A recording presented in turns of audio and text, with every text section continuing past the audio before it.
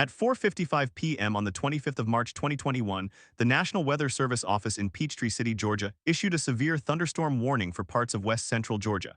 It was a routine alert on a spring afternoon. The atmosphere was unstable. Warm, moist air was flowing north from the Gulf of Mexico, colliding with a cold front pushing southeast from the Mississippi Valley. Forecasters had been watching the setup for days. They knew the ingredients were there for strong storms. What they did not yet know was that one of those storms would soon produce something far more dangerous. At 5:24 p.m., the same office issued a tornado watch for a large area including Coweta County, where the city of Newnan sits about 40 miles southwest of Atlanta. The watch was standard procedure when conditions favored rotation. Residents were told to stay alert and monitor the weather. Many did. Others went about their evening routines, assuming the worst would pass. At 5:37 p.m., a severe thunderstorm warning was upgraded for the storm cell moving through eastern Heard County into western Coweta County. Radar showed strong rotation aloft. The storm had begun to organize in a way that meteorologists recognize as dangerous. The updraft was strengthening. The wind shear in the environment was helping the storm tilt and spin. These are the mechanics of a tornado forming, though at that moment it had not yet touched the ground.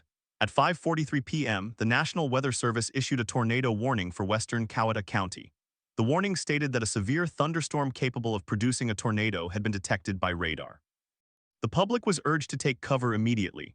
In Newnan, sirens began to sound. Some residents heard them, some did not. Others were unsure whether the sirens were a test or the real thing. In Coweta County, outdoor warning sirens are tested on the first Wednesday of each month. The 25th of March was a Thursday. This was not a test. At 5:48 p.m., the tornado touched down just west of the city limits of Newnan.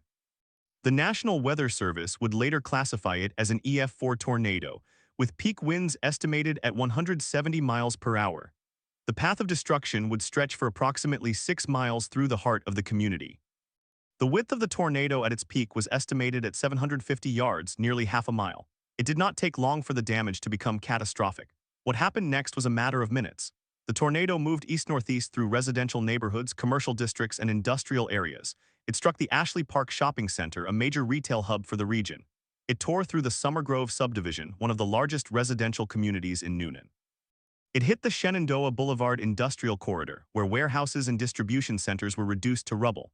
Homes were flattened, trees were snapped or uprooted, vehicles were tossed like toys. The debris field was so dense that first responders initially struggled to reach the hardest-hit areas. Emergency services went into action within minutes. The Coweta County Fire Rescue, the Newnan Police Department, and multiple volunteer fire departments responded. Mutual aid agreements brought resources from surrounding counties.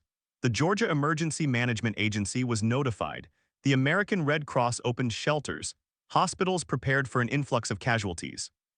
But the scale of the damage was immediately overwhelming. Entire blocks looked like they had been bombed. Roads were blocked by fallen trees and power lines. Gas leaks were reported. Search and rescue operations began almost immediately, conducted by first responders who were themselves checking on neighbors and colleagues. The official death toll was placed at one person, a 77-year-old woman named Mary Alice Blakely, who was killed when her home in the Summer Grove subdivision was destroyed. The number of injured was at least 90, with 9 classified as critical. The low fatality count relative to the intensity of the damage was later attributed to several factors: the warning time, the time of day, and the construction quality of many homes. But one death is still a tragedy, and the community mourned. What happened in the days and weeks that followed was a comprehensive investigation by the National Weather Service, the National Oceanic and Atmospheric Administration, and emergency management officials. The team conducted a damage survey, analyzing radar data, satellite imagery, and ground observations. They classified the tornado based on the damage indicators, the type of structures damaged, the degree of destruction, and the estimated wind speeds needed to cause that level of damage. The highest damage rating, EF4, was assigned to areas where well-constructed homes were swept clean from their foundations and where large industrial buildings were collapsed or mangled. The tornado had a unique characteristic that made it especially dangerous. It was what meteorologists call a rain-wrapped tornado. The tornado was obscured by heavy rain and low clouds, making it nearly invisible to anyone looking for it. By the time a resident could see the funnel, it was often too late to take shelter. This is one reason why radar detection and warning systems are so critical. You cannot always see a tornado coming, but radar can detect the rotation that precedes it. How could this have happened? The meteorological conditions on that day were classic for a tornado outbreak in the Deep South. A powerful upper-level trough was moving across the central United States. A strong jet stream was providing wind shear. A warm front was lifting northward, and a dry line was moving east. These are the ingredients that storm forecasters watch for. The Storm Prediction Center had highlighted the region days in advance. The risk was known, the warnings were issued, but the tornado still formed and it still struck a populated area. The question is not whether the prediction was accurate, it was. The question is whether the warnings reached everyone who needed them and whether those who heard them knew what to do. The National Weather Service uses a system of polygon-based warnings that pinpoint the exact areas at risk. The warning for Newnan was issued 13 minutes before the tornado touched down. That is within the average lead time for tornado warnings, which has improved significantly over the past few decades. But 13 minutes is not a long time. It is enough to move to an interior room or a basement, but not enough to evacuate, and many people do not receive the warning at all. Some rely on outdoor sirens, which are designed to be heard outdoors, not inside homes. Some rely on weather apps or radio, but those require the device to be on and the user to be paying attention. Some do not have access to reliable weather information at all. The aftermath of the Newnan tornado revealed deeper questions about preparedness, infrastructure, and community resilience. The tornado struck during the COVID-19 pandemic, when many people were working from home and had their children at home for remote learning. This meant that more people were in residential areas during the late afternoon than might have been the case in a normal year. It also meant that shelters and community centers had to operate with social distancing and mask requirements. The pandemic added a layer of complexity to the response that had not existed in previous disasters. The damage was extensive. More than 1,000 structures were damaged or destroyed. The total economic loss was estimated at over $100 million. Insurance claims poured in. The Federal Emergency Management Agency declared a disaster and provided individual assistance to affected residents. But recovery from a tornado of this magnitude takes years, not months. Housing was scarce in Newnan even before the storm, and the tornado made it worse. Rental prices climbed. Families who lost their homes had to find temporary housing, often far from their jobs and schools. The emotional toll was equally severe. Survivors described the sound of the tornado as a freight train, a jet engine, or a roar that seemed to come from everywhere at once. Many reported that the pressure change caused their ears to pop. Some said they felt their homes lift and shift before the walls gave way. The psychological impact of surviving a tornado includes anxiety, depression, and post-traumatic stress disorder, especially among children. Mental health services were strained in the weeks and months after the storm. Investigators later examined why the tornado was so powerful. The EF4 rating placed it among the strongest tornadoes to hit Georgia in recent years. The last EF4 tornado in the state had occurred in 2011 during the super outbreak that devastated parts of the Southeast. That outbreak killed more than 300 people across multiple states. The Newnan tornado was not part of a large outbreak, but it was a reminder that the Southeast is a region with a high risk of tornadoes, especially in spring and fall. The geography of the region plays a role. The Southeast has a higher population density than the traditional tornado alley in the Great Plains. Trees and hills reduce visibility. Mobile homes are more common and they are far more vulnerable to tornado damage. Nighttime tornadoes are more frequent in the Southeast, though the Newnan tornado struck in the late afternoon, giving residents some daylight to see the approaching storm, but rain wrapping made that advantage less meaningful. The systems that failed were not the meteorological systems. Those worked. The warnings were issued with sufficient lead time. The sirens sounded. The issue was more fundamental. It was about how people receive, interpret, and act on warnings. Studies have shown that many people do not take immediate action when a tornado warning is issued. They wait for confirmation, either by looking outside, checking social media, or hearing from a neighbor. This confirmation delay can be deadly. In Newnan, some residents reported that they did not take cover because they did not hear the sirens, did not have a weather radio, or did not fully understand the severity of the warning. Another layer of the story involves the emergency response itself. First responders faced significant challenges. Roads were blocked. Communication networks were overloaded. Power was out across large areas, meaning that cell towers were running on backup generators or batteries. Some cell towers were damaged or destroyed. Residents who tried to call for help could not get through. The 911 system in Coweta County received a surge of calls, but dispatchers could not always tell callers where the tornado had gone or when help would arrive. The tornado also exposed vulnerabilities in the built environment. Many homes in the affected areas were built to code, but building codes in Georgia at the time did not require tornado-resistant construction. The cost of adding features like hurricane clips, reinforced roof trusses, or safe rooms is often prohibitive for developers and homeowners. After the tornado, there were calls to update building codes to require more robust construction in tornado-prone areas, but those changes have been slow to materialize. The story of the Newnan tornado is not only about the storm itself. It is about the systems we rely on to protect ourselves from natural disasters. It is about the gap between what is technically possible and what actually reaches the people who need it. It is about the difference between a warning and a response. The meteorological data was clear. The warnings were timely. The execution on the ground was heroic, but one person died and dozens were injured. The question that remains is not whether we can predict tornadoes, we can. The question is whether we can build a community where everyone has the knowledge, the resources, and the ability to take cover when the sirens sound. The National Weather Service, the Storm Prediction Center, and local emergency management agencies continue to refine their approaches. Public education campaigns emphasize the importance of having multiple ways to receive warnings, whether radios are recommended for every household. Community-safe rooms are being built in schools and public buildings. The technology for detecting tornadoes has improved, with dual polarization radar and higher resolution satellite imagery. But no amount of technology can give people more time than nature allows. The Newnan tornado was a disaster that could have been worse. It was also a disaster that could have been prevented if prevention means building a society that is truly prepared for the forces of nature. The storm itself was inevitable. The destruction did not have to be. At 5:33 p.m. on March 25, 2021, the tornado crossed the Chattahoochee River and entered Coweta County. The storm was moving at roughly 35 miles per hour. It had already been on the ground for several minutes, tearing through rural areas and leaving a widening path of destruction.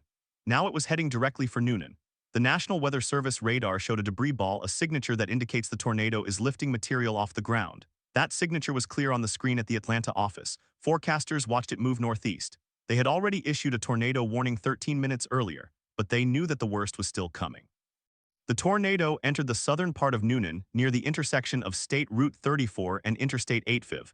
It passed within a few hundred feet of a major shopping center. It tore through a residential subdivision called Arbor Springs. It crossed into the downtown area where historic buildings stood along the courthouse square. The tornado was at its peak intensity during this stretch. Wind speeds exceeded 170 miles per hour. That was enough to destroy well-built homes, snap large trees at their base, and toss cars like toys. One of the first calls to 911 came from a man who was trapped in his basement. He said he could hear the tornado approaching. He had taken cover with his wife and 2 children. The dispatcher tried to keep him calm. Then the line went dead. The dispatcher tried to call back, no answer. Later, rescue crews would find the family alive though shaken. They had made it through the storm. Many others were not as fortunate. The tornado reached its peak width at roughly 3/4 of a mile. It was not a wedge tornado, but it was wide enough to flatten entire blocks. The path through Newnan covered about 3 miles of dense residential and commercial areas. Damage surveys later found that the worst destruction occurred in a neighborhood called Banning Crossing. There, dozens of homes were completely leveled. Some were swept clean off their foundations. Vehicles were moved hundreds of feet. Trees were debarked, stripped of their bark by flying debris. This is a hallmark of violent tornadoes. In Banning Crossing, a family of 4 had taken shelter in their interior bathroom. The father later described the sound as a constant roar, not a sudden crash. He said he felt the pressure drop. His ears popped, then the roof lifted off. The bathroom walls began to crack. He held onto his children. His wife held onto him. When it was over, they looked up and saw the sky. The entire second floor was gone. They walked out through a gap where the front door used to be. The neighborhood was unrecognizable. The emergency response began before the tornado had even passed. First responders in Coweta County are trained to stage themselves at safe locations and move in as soon as the storm clears. Fire departments from Newnan, Grantville, and Senna responded. Law enforcement officers from the Coweta County Sheriff's Office blocked roads to keep people out of the danger zone. Georgia State Patrol helicopters were launched to assess damage from the air. The 911 system was overwhelmed, but dispatchers prioritized calls based on injury reports. The first ambulances arrived within minutes of the tornado lifting. Search and rescue operations continued through the night. Crews went door to door in the hardest-hit areas. They used thermal imaging cameras to detect body heat beneath debris. They listened for voices. They brought in canine units trained to find trapped survivors. By midnight, all missing persons had been accounted for. Only one fatality was confirmed, a 46-year-old man who had been in a mobile home just outside the city limits. The mobile home was rolled several times. The man did not survive. His body was found 100 yards away. The low death toll was not a matter of luck. It was a result of several factors working together. The warning lead time was adequate. The tornado struck in the late afternoon when many people were awake and alert. The storm was rain-wrapped, but the sirens gave enough notice for most residents to reach shelter. The community had practiced tornado drills. Many homes had basements or interior rooms. And the tornado, while powerful, moved quickly and did not linger over any single area for more than a minute or two. But the destruction was still immense. More than 700 homes were damaged. 150 were destroyed. Several commercial buildings were badly damaged, including a grocery store, a hardware store, and a church. The church had been built in the early 20th century. Its steeple was torn off and landed in a nearby field. The roof collapsed. The pews were scattered. The stained glass windows were shattered. It would take more than 2 years to rebuild. In the days after the storm, investigators from the National Weather Service conducted a damage survey. They walked the entire path, measuring the extent of destruction. They used the enhanced Fujita scale to estimate wind speeds.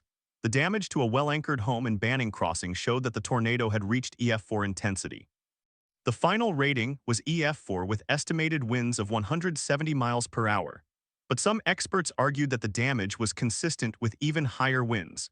The debate continues among meteorologists about whether the tornado should have been rated EF5. The official record says EF4. What made this tornado particularly dangerous was not just its strength, but its environment. The Southeast is a region where tornadoes often form in the spring and fall, when warm, moist air from the Gulf of Mexico collides with cool, dry air from the Rockies. That day, a strong low-pressure system moved across the southern plains and into the southeast. The Storm Prediction Center had issued a moderate risk of severe weather for parts of Alabama and Georgia. The ingredients were there: high instability, strong wind shear, and a dry line that focused thunderstorm development. The supercell that produced the Newnan tornado began developing over east-central Alabama around 2 p.m. It moved northeast at about 40 miles per hour. As it crossed into Georgia, it strengthened. The rotation became more pronounced. Radar showed a hook echo, the classic signature of a tornado-producing storm. The National Weather Service issued a tornado warning for the affected area at 5:20 p.m. The warning was specific, mentioning the exact location of the storm and the communities in its path. It was not a generic alert. It was a polygon warning that covered only the areas at immediate risk. But not everyone in that polygon received the warning. Some residents had their phones on silent. Some were in areas with poor cell reception. Some relied solely on outdoor sirens, which can be difficult to hear inside a home, especially with air conditioning running or televisions on. One survivor later said she heard the sirens but thought they were testing them. It was not a test. She did not realize the danger until she saw the sky turn green and the trees bend sideways. The question of how people interpret warnings is a critical one. Behavioral studies show that many people do not take immediate action when a tornado warning is issued. They look for confirmatory cues: a siren, a neighbor calling, a dark cloud outside. In Newnan, the tornado was rain-wrapped, meaning that it was hidden behind a curtain of heavy rain. People could not see it coming. They could hear it, but by then it was too late. The tornado also exposed a gap in the warning system for those who are deaf or hard of hearing. Outdoor sirens are not helpful for them. Weather apps can vibrate, but only if the phone is on and set to receive alerts. Some deaf residents reported that they did not know a tornado was coming until they felt the house shake. After the storm, disability advocates called for better accommodation in emergency alert systems. Some communities began distributing weather radios with strobe lights and bed shakers, but the progress is slow and uneven. Another layer of the story is the role of the pandemic. Hundreds of people were working from home. Many had children at home for remote learning. This meant that families were spread out across neighborhoods during the late afternoon rather than being at offices and schools. The tornado struck at 5:33 p.m. Many workers were just finishing their day. Some were in the middle of video calls. One teacher was leading an online class when her power went out. She later learned that her house had been damaged. She had been sitting in a room with no windows. That may have saved her life. The pandemic also complicated the response. Shelters had to enforce social distancing. Volunteers had to wear masks. Families who lost their homes could not stay with relatives if those relatives were at high risk from COVID. The Red Cross set up temporary shelters in hotels to reduce crowding. Emotional support services had to be provided remotely. The mental health toll of the tornado was compounded by the stress of the ongoing pandemic. In the weeks after the storm, a federal disaster declaration was issued. The Federal Emergency Management Agency opened a disaster recovery center in Newnan. Residents could apply for assistance, but the process was slow. Many people lacked insurance. Others had insurance but found that their policies did not cover all the damage. Some had deductibles that were thousands of dollars. The recovery became a financial burden that would take years to lift. The long-term economic impact was significant. Coweta County lost millions of dollars in property tax revenue. Businesses closed, some never reopened. Rental prices in the area increased by more than 20% as displaced residents competed for limited housing. The tornado widened the gap between those who could afford to rebuild and those who could not. In the years since, the community has worked to rebuild.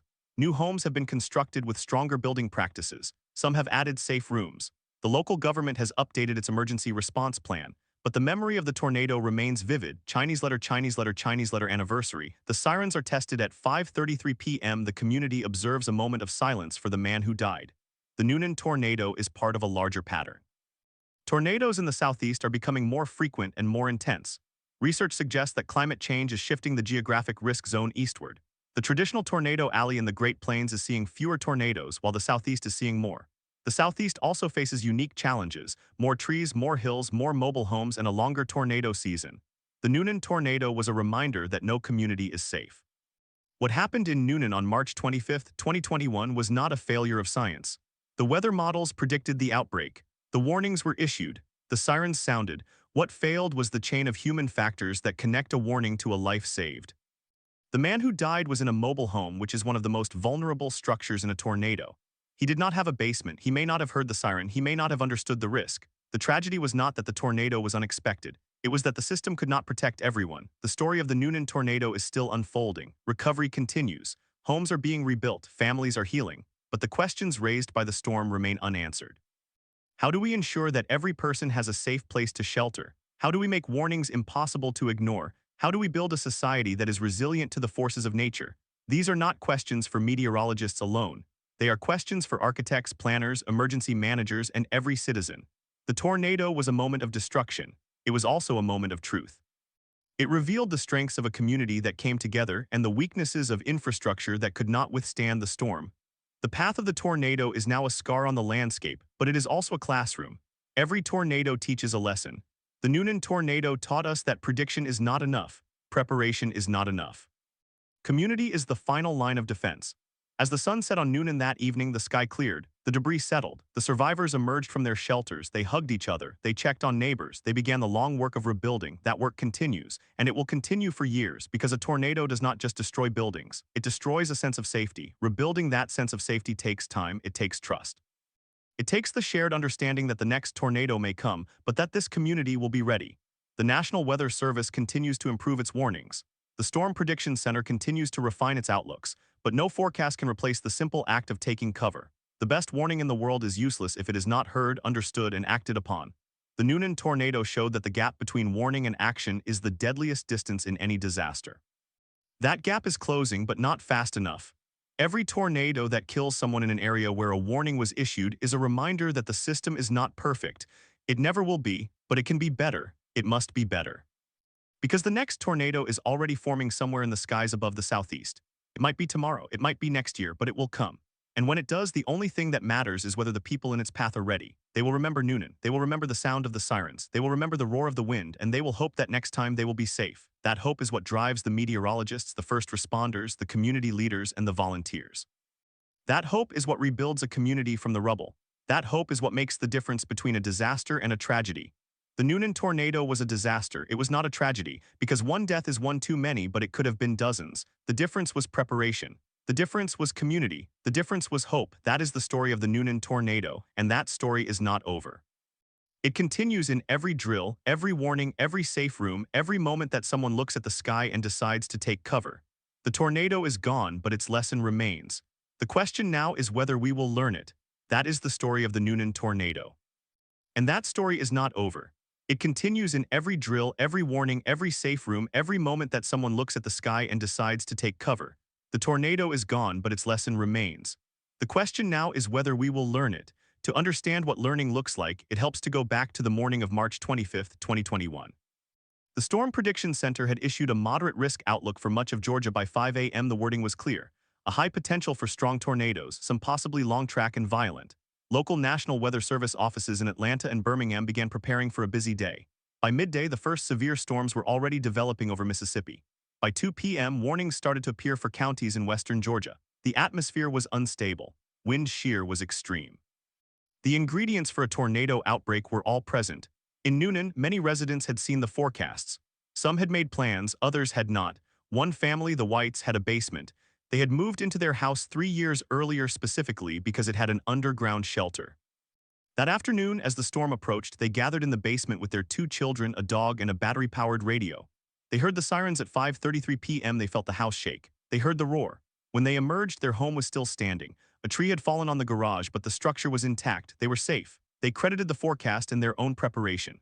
Another family, the Garcias, lived in a rental house built in the 198 It had no basement, no safe room. They had no plan. When the sirens sounded, they huddled in an interior bathroom. They did not have a weather radio. Their phone alerts were turned off. They heard the tornado rather than saw it. The wind ripped off the roof. The walls collapsed inward. They survived because they were in the bathtub and a fallen beam created an air pocket. Both parents were injured. Their daughter suffered a broken arm. They later said they had never experienced a tornado before and did not know how fast it could move. The difference between the Whites and the Garcias was not luck, it was information and infrastructure. The Whites had a safe room, the Garcias did not. The Whites had a plan, the Garcias did not. The tornado did not discriminate between the two families, it hit both neighborhoods, but the outcome was shaped by decisions made long before the storm arrived. One of the most important factors in tornado survival is the type of structure you are in. Mobile homes are particularly vulnerable. They can be overturned or destroyed by winds as low as 80 miles per hour. The EF4 tornado that hit Newnan had winds estimated at 170 miles per hour. No mobile home can withstand that. The man who died was in a mobile home. He was the only fatality. That number could have been higher. There were dozens of mobile homes in the tornado's path. Many were completely destroyed, but most of their occupants had evacuated earlier in the day. They had seen the forecast. They had left. The man who died did not. Why? That question remains unanswered. He may have underestimated the threat. He may have lacked transportation. He may have had a disability. The investigation did not find a definitive answer. In the aftermath, advocates for mobile home residents pushed for stronger regulations. Many mobile home parks in Georgia are in rural areas with limited shelter options. Some states require mobile home parks to provide community-safe rooms. Georgia does not. After the Newnan tornado, some local governments began exploring grant programs to install storm shelters in vulnerable neighborhoods, but funding is limited. The cost of a single community shelter can exceed $100,000. The process is slow. Another critical factor is the warning infrastructure. The outdoor siren system in Coweta County was activated that day. But sirens are designed to be heard outdoors. They are not effective for people inside their homes, especially if they have windows closed, air conditioning running, or television on. Many survivors reported that they did not hear the sirens until the storm was almost on top of them. The sirens also failed to reach people in basements or interior rooms. The National Weather Service recommends that everyone have multiple ways to receive warnings: a weather radio, a smartphone app, a television or radio broadcast, but not everyone has these. Some people cannot afford a weather radio. Some do not have smartphones. Some have hearing impairments. The system works best for those who are already prepared. In Newnan, the tornado warning was issued 12 minutes before the tornado struck. That is a relatively long lead time. The average lead time for tornado warnings in the United States is about 13 minutes. 12 minutes is enough time to get to a safe place, but only if you know where that safe place is and how to get there quickly. For many residents, the warning came at a time when they were commuting, cooking dinner, or caring for children. 12 minutes can disappear quickly. The National Weather Service office in Peachtree City, which covers the Atlanta metropolitan area, issued the warning at 5:21 p.m. They used the phrase tornado emergency, the highest level of warning, indicating a confirmed tornado with significant damage likely. The alert was sent to cell phones via wireless emergency alerts. It appeared on television stations. It was broadcast on NOAA weather radio. Despite this, some people still did not receive it.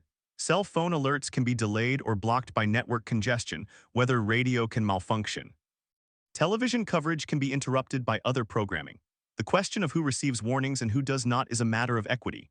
Lower-income neighborhoods often have less access to reliable information. They may have older televisions without weather alerts. They may rely on word of mouth. They may not have a basement or a car to drive to a shelter. The Newnan tornado highlighted these disparities. The damage was widespread, but the impact was not equal. Those with resources recovered faster. Those without struggled. In the weeks after the storm, the Coweta County Emergency Management Agency held public meetings to discuss improvements. They recommended that all new homes be required to include a safe room, but such regulations face opposition from builders and homeowners concerned about cost. They recommended expanding the siren system to cover more rural areas, but funding for that was not available. They recommended partnering with local churches and community centers to serve as designated storm shelters, but many of those buildings were not built to withstand an EF4 tornado. The American Red Cross established a recovery operation that lasted for months. They provided financial assistance for rent, food, and clothing. They offered mental health counseling. They coordinated with local nonprofits to distribute supplies. But the demand exceeded the supply. Thousands of people were displaced. Many had to stay in hotels for weeks. Some could not find affordable housing and had to move out of the county. The long-term recovery is still ongoing. As of early 2025, nearly 4 years after the tornado, some families have still not been able to rebuild. Insurance payouts were delayed, contractors were scarce. The cost of building materials had increased due to inflation. Some homeowners chose to sell their lots and move away. The neighborhood that was hardest hit has not fully recovered. Empty lots remain, foundations are overgrown, the tornado's scar is still visible, but there are also signs of resilience. The city of Newnan adopted a new building code that requires all new homes to have a continuous load path from the roof to the foundation, making them more resistant to high winds. The county installed new storm sirens in 5 additional locations. The school district conducted tornado drills more frequently. The local meteorologists expanded their outreach programs, visiting schools and community centers to teach people how to respond to warnings. One of the most significant changes came at the state level. In 2022, the Georgia General Assembly passed a law that required all mobile home parks to provide a storm shelter or safe room for residents. The law was a direct response to the Newnan tornado. It was a step forward, but it had loopholes. The law allowed parks to offer a discount on rent instead of building a shelter. It did not apply to existing parks. It did not provide funding. Many parks simply offered the discount and continued without shelters. The law was better than nothing, but it was not a solution. National attention on the Newnan tornado also spurred research into tornado vulnerability in the southeast. Scientists at the University of Georgia and the University of Alabama began studying why the region is so deadly for tornadoes. They found that the southeast has more trees, which can hide tornadoes and make them harder to spot visually. It has more hills, which can block radio signals and sirens. It has a longer tornado season, stretching from February to May and sometimes into the fall. It has a higher proportion of mobile homes and older structures, and it has a population that is less experienced with tornadoes because the region historically had fewer outbreaks than the Great Plains. The combination of these factors makes the Southeast uniquely dangerous. The Newnan tornado was not an anomaly. It was a preview of what may become more common. Climate models indicate that the conditions that produce tornadoes, warm, moist air colliding with strong wind shear, may shift eastward as the climate warms. Some studies project that the frequency of tornadoes in the southeast could increase by up to 20% by the end of the century. The traditional tornado alley in Kansas, Oklahoma, and Texas may see fewer tornadoes, while the southeast sees more. This means that communities like Newnan will have to prepare for storms that were once considered rare. The challenge is not just meteorological, it is sociological. People need to understand the risk. They need to know what to do, they need to have the means to do it. The Newnan tornado showed that even when the science is accurate and the warnings are timely, the outcome depends on human decisions. The man who died made a decision to stay, others made decisions to leave. The difference was not in the forecast, it was in the awareness and the options available. In the years since the tornado, researchers have studied the decision-making process. They found that people often delay taking shelter because they are waiting for confirmation. They look outside. They check social media. They call a friend, they wait for the sirens. By the time they act, it may be too late. The National Weather Service has tried to address this by simplifying warnings and using more vivid language. But the fundamental challenge remains. A warning is only effective if it triggers immediate action. The Newnan tornado also raised questions about the role of social media in emergencies. During the storm, many residents turned to Facebook and Twitter for updates. Some found helpful information. Others found rumors. There were false reports of multiple fatalities. There were mistaken claims that the tornado had lifted. Local officials struggled to correct misinformation in real time. After the storm, the Coweta County Emergency Management Agency developed a social media protocol for disasters, but the spread of misinformation remains a concern. Another lesson from Newnan was the importance of community networks. In the immediate aftermath, neighbors helped neighbors. People brought chainsaws to clear debris. They offered food and water. They opened their homes to those who had lost theirs. This local response was faster and more flexible than any government agency. It saved lives. It also created bonds that lasted long after the recovery began. The tornado destroyed houses, but it also strengthened relationships. The story of the Newnan tornado is not just about one storm. It is about how a community can learn from a tragedy. The changes that have been made since 2021 are incremental, but they are real. More safe rooms are being built. More people are aware of the risk. More schools have drills. More mobile home parks have shelters, but the work is never finished. Every tornado season brings new tests. Every storm reveals new weaknesses. The next tornado that hits Coweta County may come in a year or in a decade. When it does, the outcome will be different. Some of the homes that were rebuilt are stronger. Some of the families that survived are more prepared. Some of the emergency managers are more experienced. The memory of March 25, 2021 will be in the minds of those who lived through it. They will not need a siren to tell them to take cover. They will already know. But for those who were not there, the memory fades. New residents move in. They do not know the history. They do not feel the fear. They may ignore warnings. They may not have a plan. The challenge for the community is to keep the memory alive, to pass on the lessons, to ensure that the warning systems are maintained and improved. The tornado was a moment of destruction. It was also a moment of education. That education must continue. The Newnan tornado will be studied by meteorologists, emergency managers, and sociologists for years. It will be used as a case study in university courses. It will be referenced in future disaster planning. It will be remembered as a storm that did not have to happen, but that happened anyway. It will be remembered as a storm that killed one person but could have killed many more. It will be remembered as a storm that revealed the gaps in the system and that prompted slow, difficult steps toward closing them. The story is not over. It continues in every drill, every warning, every safe room, every moment that someone looks at the sky and decides to take cover. The tornado is gone, but its lesson remains. The question now is whether we will learn it. The answer is not yet clear. But the effort to learn it continues, one community at a time, one warning at a time, one life at a time. That is the story of the Newnan tornado, and that story is still being written. On the afternoon of March 25, 2022, exactly 1 year after the tornado, a ceremony was held at the corner of Lake Dow Road and Shell Road in Newnan. A new storm shelter had been installed at the Regency Park Mobile Home Park, the site where the only fatality of the tornado had occurred. The shelter was a concrete block structure with steel doors and a backup generator. It could hold up to 50 people. The county commissioner who spoke that day said the shelter was a small step, but it was a step.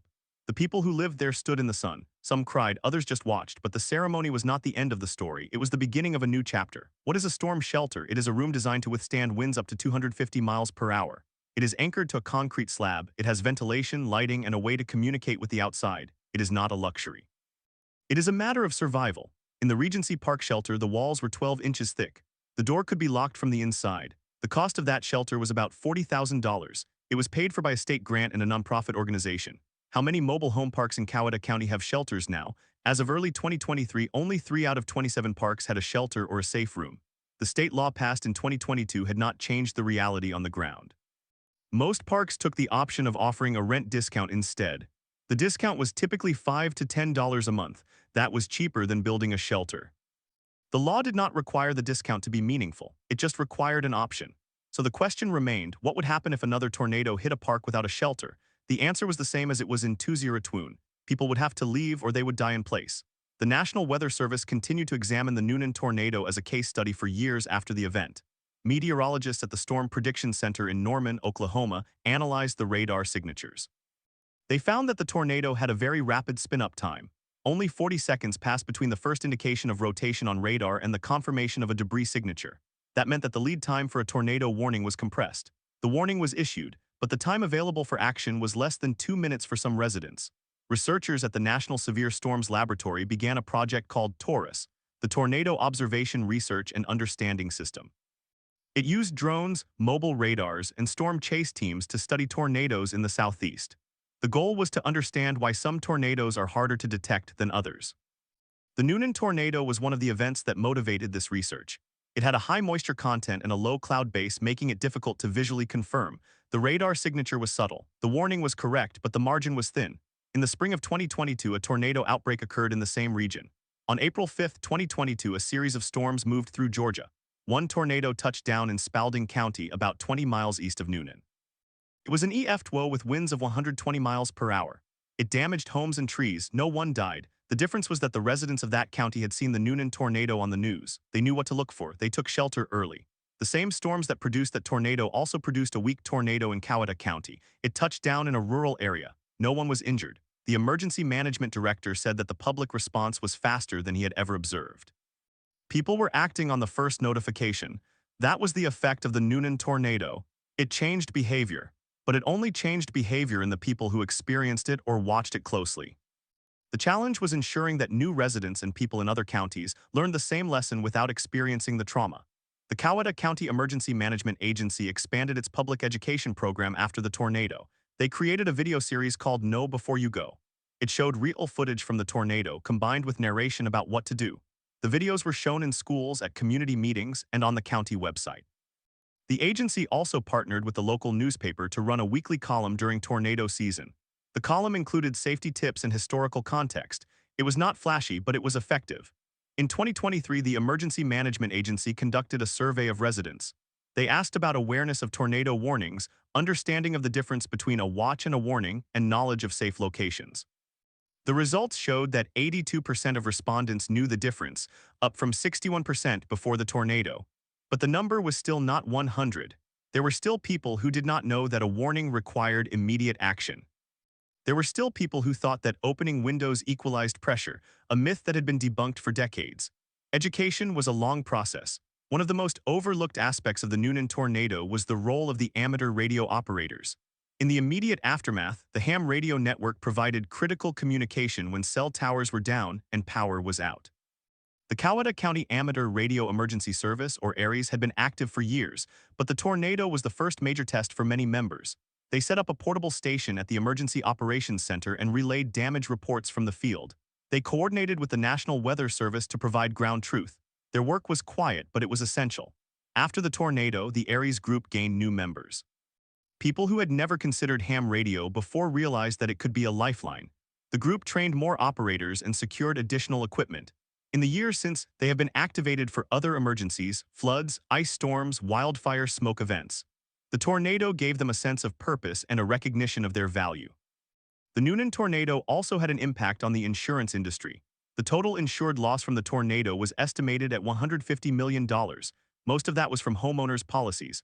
But there were also claims for cars, businesses, and infrastructure. Adjusters worked for months to process the claims. Some residents reported delays and disputes. The county expanded its disaster case management program to help people navigate the process. One family that was hit particularly hard owned a small farm on Turkey Creek Road. The tornado destroyed their barn, killed their livestock, and damaged their house. They had filed a claim, but the insurance company argued that the damage to the barn was not covered because it was considered an outbuilding. The family fought the decision. The case became a local rallying point. Neighbors raised money. The county commissioner intervened. Eventually, the insurance company paid a partial settlement. But the stress took a toll. The family sold the farm a year later and moved to town. The economic impact of the tornado went beyond the immediate damage. The city of Newnan lost tax revenue from the destroyed properties. The cost of debris removal and overtime for emergency workers strained the city budget. The state provided some reimbursement, but it took months to arrive. Local businesses that relied on pass-through traffic saw a drop in customers because roads were closed for weeks. The recovery was uneven. Some people rebuilt quickly, others never did. In 2023, a study was published in the journal Weather, Climate, and Society. Analyzed the social vulnerability of tornado victims in Coweta County. The study found that the people who were most affected by the tornado were also the people who had the fewest resources to prepare, evacuate, or recover. They were lower income. They lived in older homes or mobile homes. They had less access to information. They were less likely to have a car to drive away from a storm. The study concluded that tornado vulnerability is not just a weather problem. It is a social problem. The Newnan tornado was a reminder that natural disasters do not affect everyone equally. The man who died was poor. He lived in a park that had no shelter. He had a disability that made it hard to move quickly. He may not have known about the warnings. He may not have been able to act even if he did. His death was not a failure of the weather forecast. It was a failure of the system to protect the most vulnerable. That lesson has filtered into policy discussions at the national level. In 2023, the Federal Emergency Management Agency, FEMA, released a new guide for mobile home park owners. It included best practices for shelter construction, warning dissemination, and emergency planning. The guide was based on case studies from Newnan and other tornadoes, but it was a guide, not a mandate. The enforcement remained at the state and local level, and that enforcement was uneven. In Coweta County, the building code changes were one of the most tangible outcomes. New homes were required to have a continuous load path. That meant that the roof, walls, and foundation were connected with metal straps and bolts. This made the structure more resistant to high winds. The code was not retroactive, so older homes were still at risk. But over time, as homes were rebuilt or replaced, the housing stock would become stronger. The challenge was that this process could take decades. Another change was the installation of storm sirens in 5 additional locations in the county. The sirens were tested monthly. They were triggered by the National Weather Service warnings. The goal was to ensure that no resident was more than 1 mile from a siren. But sirens have limitations. They are designed for outdoor warnings. They may not be heard indoors, especially if the person is sleeping, has hearing loss, or is in a basement. They also cannot tell people what the threat is. People need to know that the siren means a tornado warning, not a fire drill or a test. The school district's response to the tornado was another area of change. After the storm, the district conducted a review of its emergency procedures. The review found that while the drills were effective, communication with parents was slow. In the immediate aftermath, parents flocked to the schools, causing traffic jams and confusion. The district created a new parent notification system that used text messages and email. They also set up a reunification plan that designated a separate location for parents to pick up children. The plan was tested in a drill in 2022 and again in 2023. It worked better each time. The local meteorologists at the Weather Channel and the National Weather Service continued to refine their forecasting methods. The warning for the Newnan tornado was issued with a lead time of 11 minutes. That was above average. The Weather Service's goal is a lead time of 15 minutes. The Newnan tornado was close but not quite there. After the storm, the Weather Service made adjustments to its warning algorithms. It lowered the threshold for issuing a tornado warning in the southeast because the region has a higher false alarm rate due to the complexity of the storms. The goal was to reduce the number of warnings, but to make them more specific and more actionable. False alarms are a problem. When people hear a tornado warning and nothing happens, they become desensitized. They may not act the next time. The Newnan tornado was a case where the warning was accurate and the lead time was adequate, but people still did not act. The study of that behavior led to research on what is called warning fatigue. The Weather Service has experimented with impact-based warnings that describe the expected consequences, not just the threat. For example, a warning might say, "This is a life-threatening situation," rather than just, "A tornado has been spotted." In 2022, the National Weather Service in Peachtree City, which covers the Newnan area, adopted a new protocol for tornado warnings. They would contact local emergency managers by phone when a tornado warning was issued, not just through automated systems. They also began using social media more aggressively, posting live updates during storms. The goal was to create a sense of urgency and to reinforce the warning. The meteorologist who issued the warning for the Newnan tornado later said that the most difficult part of his job was knowing that his words might not be enough. The personal stories of the tornado survivors continue to shape the narrative. One woman who lived in a subdivision near the country club lost her home. She had been on the phone with her daughter when the tornado hit. Her daughter heard the roar. The line went dead. The woman survived by hiding in a closet. After the storm, she rebuilt her house with a safe room. She installed a weather radio. She volunteered with the Red Cross. She said that the tornado had changed her perspective. She no longer took anything for granted. Another survivor was a man who had been at work during the storm. His wife and children were at home. He drove home in the rain, not knowing if they were alive. He found them safe, but the house was destroyed. The family moved into an apartment. They saved money. They built a new house that was smaller but stronger. The man started a Facebook group called Newnan Tornado Survivors.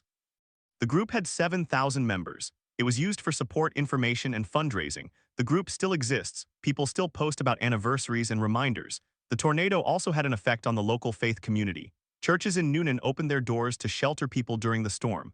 After the storm, they organized supply drives and volunteer teams. One church on Highway 34 was used as a distribution center. The pastor said that the tornado brought the community together in a way that nothing else could.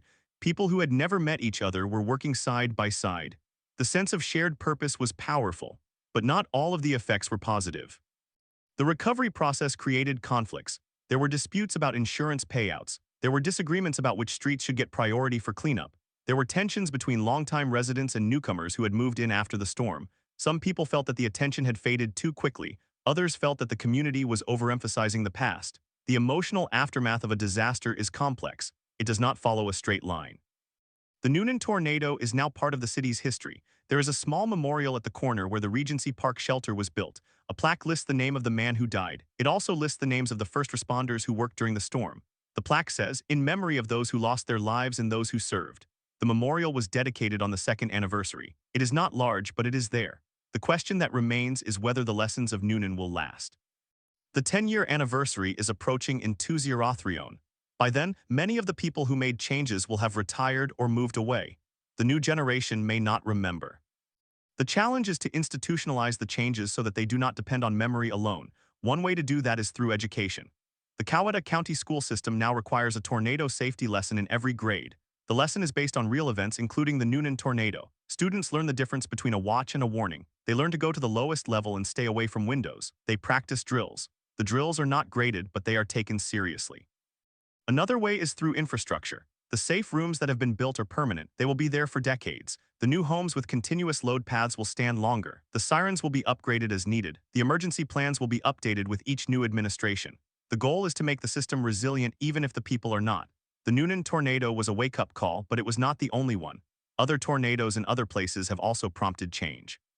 The Joplin tornado in 2011 led to improvements in hospital preparedness. The Moore tornado in 2013 led to stricter school building codes. The Newnan tornado contributed to the mobile home shelter law. Each disaster builds on the lessons of the previous one. In the end, the story of the Newnan tornado is about one life lost and many lives changed. It is about a warning that was issued but not always heard. It is about a community that came together and then tried to stay together. The memory of March 25, 2021 will stay with the survivors for the rest of their lives. They will not need a historical marker to remember. But for the rest of us, the story is a reminder that weather is not just a forecast. It is a set of decisions made by real people in real time. The Newnan tornado is not unique. It is not the deadliest or the most destructive. It is simply one of many, but it matters because it happened and because it could happen again. The question is not whether the next tornado will come. It will. The question is whether we will be ready. The answer depends on our ability to listen, to learn, and to act. The Newnan tornado taught us that the lesson is still sinking in.